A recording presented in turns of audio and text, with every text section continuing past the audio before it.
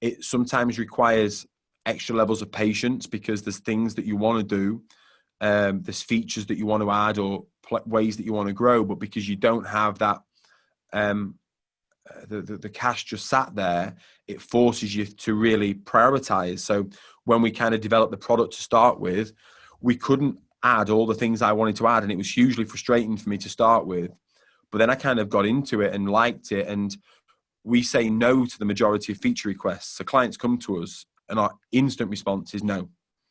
And there's a thing that you should, like, I see other people saying, well, you should at least record it down somewhere or save what they're asking. We didn't. We said no and just forgot about it. Not interested. Next, like, let's you, and then they'll come back to you and say, oh, actually, we've managed to make it work with what we have. Yeah. Wow. Like, you can do that. If you're challenged, you can make it work. It's a very, because I kept going back to them and saying, look, our firm, we've significantly increased our revenue. It's significantly increased our profit. We've got some of the highest average fees in the UK for a UK accountancy firm. We're making this work, and you're saying that you need this. You don't. And very often people ask for things as an excuse because they're afraid. Very often sometimes people are is they're afraid to use the product as it's meant, to go and reprice a client, for example. That's the bit they're really afraid of. So they'll put forward a BS excuse as to, well, I can't use it until I get this feature. But you don't really need it. So we were happy saying no, but then what happens is the same feature requests keeps bubbling back up, and they're the ones you remember, and they're the ones that stick. And that's when you go, let's look at that one. Mm-hmm. And that's when you can, so we had a very strong filtering process, not afraid to lose clients, not afraid to stand up for our beliefs and our philosophies around our product, and not afraid to say no, and to keep it tight in our lane in terms of pricing and proposals. There's so many things you can do. There's a good phrase that someone said to me, Mark, which is, just because you can do something doesn't mean say you should do something. So there was loads of things we could do. There's loads of things we could have bolted on. We could have become this or we could have become that. But every time you bolt something on, it means that you've got to train your clients in it. It's something else that can go wrong.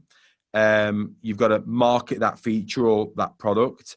You've got to have staff that can support it and that they know how to handle it. It's going to have some cost implications. There'll be some knock-on effect that you don't know.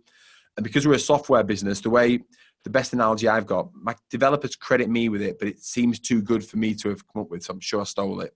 But it's that software and coding, to add a new feature is like trying to take a strand of spaghetti out of a spaghetti bowl without disturbing any other strand, and then putting other ones in. Yeah. And so everything has a knock-on effect.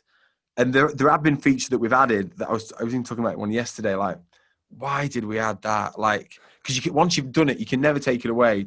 And with every single thing else that we do, it causes problems. So back to your question, how do we do it? Happy to say no, keeping things tight in our lane, having a fantastic accountancy firm on board, having a clear budget and forecast in place, Mark, so that sometimes as an entrepreneur, you're like, yeah, but I want it to do that. I want to take on 10 staff. I want to do this. And what Paul, who's our accountant, because obviously I'm the director of the firm, he'd say, brilliant idea, James. That's great. Let's make a note of it. We'll discuss it in the next board meeting.